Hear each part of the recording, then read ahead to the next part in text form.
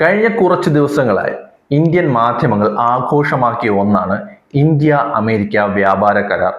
നരേന്ദ്രമോദിയും ഡൊണാൾഡ് ട്രംപും തമ്മിലുള്ള ആത്മബന്ധത്തിന്റെ ഫലമാണ് ഈ കരാർ എന്നാണ് സർക്കാർ പറയുന്നത്. എന്നാൽ ഈ കരാറിൽ നമ്മൾ അറിയാത്ത ചില കാര്യങ്ങളുണ്ട്. ദ വയർ പുറത്തുവിട്ട റിപ്പോർട്ട് അനുസരിച്ച് അമേരിക്ക പറയുന്ന ചില കാര്യങ്ങളും ഇന്ത്യ പറയുന്ന ചില കാര്യങ്ങളും തമ്മിൽ വലിയ അന്തരമുണ്ടെന്നാണ് പറയപ്പെടുന്നത്. എന്തൊക്കെയാണ് ആ രഹസ്യങ്ങൾ എന്ന് നമുക്ക് നോക്കി നോക്കാം.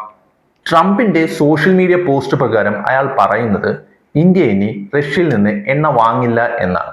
ഇന്ത്യ അമേരിക്കയിൽ നിന്നോ വെനിസുലയിൽ നിന്നോ എണ്ണ വാങ്ങുമെന്നും, അതായത് ഉക്രൈൻ യുദ്ധത്തിന്റെ പശ്ചാത്തലത്തിൽ റഷ്യയെ കൂടുതൽ സമ്മർദ്ദത്തിലാക്കാനാണ് അമേരിക്ക ശ്രമിക്കുന്നത്. എന്നാൽ ഇന്ത്യൻ പക്ഷത്തു നിന്നുള്ള പ്രതികരണം നിങ്ങൾ ശ്രദ്ധിച്ചോ? പ്രധാനമന്ത്രി നരേന്ദ്രമോദിയോ അല്ലെങ്കിൽ വിദേശകാര്യ മന്ത്രാലയമോ ഔദ്യോഗികമായി റഷ്യയിൽ നിന്ന് എണ്ണ വാങ്ങില്ല എന്ന് ഒരിടത്തും തന്നെ പറഞ്ഞിട്ടില്ല. റഷ്യയിൽ നിന്ന് എണ്ണ വാങ്ങുന്നത് ഇന്ത്യൻ ഉപഭോക്താക്കൾക്ക് വലിയ ആശ്വാസമായിരുന്നു. പക്ഷേ ആ വാങ്ങൽ നിർത്തുമ്പോൾ അത് എങ്ങനെയാണ് അതിന്റെ വിലയെ ബാധിക്കുന്നതെന്ന് ഇതുവരെയും യാതൊരു വ്യക്തതയും വന്നിട്ടില്ല. സർക്കാർ ഇക്കാര്യത്തിൽ യാതൊരു മറുപടിയും ഇതുവരെ നൽകിയിട്ടുമില്ല. അടുത്ത പ്രധാന പോയിന്റ് $500 ബില്യൺ ഇറക്കുമതിയാണ്. അതായത് ഇന്ത്യ അമേരിക്കയിൽ നിന്ന് $500 ബില്യൺ നൽകി കൽക്കരി പോലെയുള്ള ഒരുപാട് സാധനങ്ങൾ വാങ്ങുമെന്നാണ് ട്രംപ് പറയുന്നത്. ഇത് നമ്മളുടെ വാർഷിക ബഡ്ജറ്റിന്റെ ഏതാണ്ട് അടുത്ത് നിൽക്കുന്ന തുകയാണ്. ഇന്ത്യ ഇത്രയും വലിയ തുകയ്ക്ക് എന്ത് വാങ്ങും, എപ്പോൾ വാങ്ങും, ഇതിന് ഇന്ത്യക്ക് ലഭിക്കുന്ന ബെനഫിറ്റ് എന്താണ്, ഇതൊന്നും പുറത്തു വന്നിട്ടില്ല. ബഹിരാകാശ പ്രതിരോധ മേഖലകളിൽ അമേരിക്ക തടഞ്ഞു വച്ചിരിക്കുന്ന സാങ്കേതിക വിദ്യ ഇന്ത്യക്ക് നൽകുമോ? ഇത്തരം ചോദ്യങ്ങൾക്കൊന്നും ഇതുവരെയും മറുപടിയൊന്നും ലഭിച്ചിട്ടില്ല. ഈ കരാറിലെ ഏറ്റവും അപകടകരമായ ഭാഗം കാർഷിക മേഖലയിലാണ്.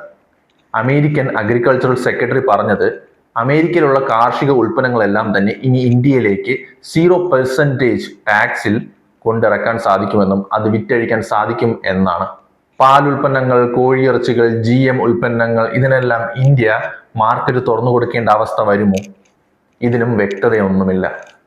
ഇത് തീർച്ചയായും ഇന്ത്യയിലെ കർഷകരെ വലിയ പ്രതിസന്ധിയിലാണ് ആക്കുന്നത്. അമേരിക്ക സബ്സിഡി നൽകി കുറഞ്ഞ വിലയിൽ ഉണ്ടാക്കിയെടുക്കുന്ന ഈ കാർഷിക ഉൽപ്പന്നങ്ങൾ ഇന്ത്യൻ മാർക്കറ്റിൽ വന്നാൽ ഇന്ത്യൻ സമ്പദ് വ്യവസ്ഥ, അതായത് കാർഷിക സമ്പദ് വ്യവസ്ഥ മൊത്തമായി തകരും.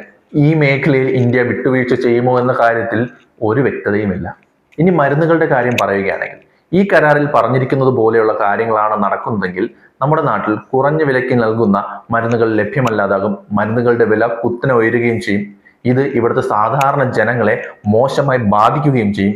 ചുരുക്കത്തിൽ കയറ്റുമതി തീരുവ 18% കുറഞ്ഞത് നല്ല വാർത്തയാണെങ്കിലും ഇതിന് ഇന്ത്യ എന്തൊക്കെ കാര്യങ്ങളാണ് വിട്ടുവീഴ്ച ചെയ്യേണ്ടത് എന്ന കാര്യങ്ങൾ അറിയാനുള്ള അവകാശം ഇവിടുത്തെ സാധാരണ ജനങ്ങൾക്കുണ്ട്. എന്തുകൊണ്ടാണ് സർക്കാർ ഈ കാര്യത്തിൽ നിശബ്ദരായിരിക്കുന്നത്?